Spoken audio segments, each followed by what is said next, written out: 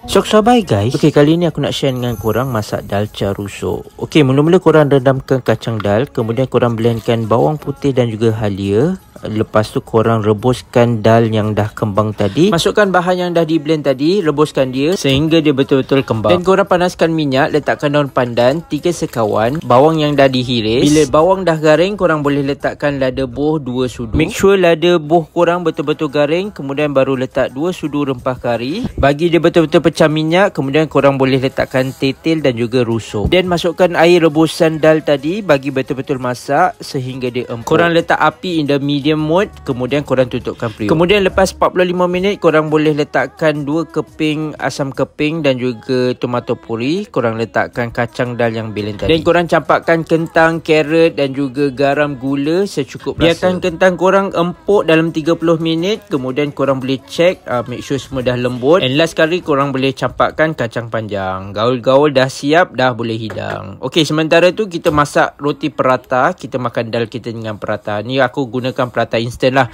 sebab aku belum skill lagi nak masak prata. Kita bolak-balik. Okay, now sedia untuk dihidang. Let's go. Okay, so makan dalca ni boleh makan dengan prata, dengan roti, dengan nasi, macam-macam lah.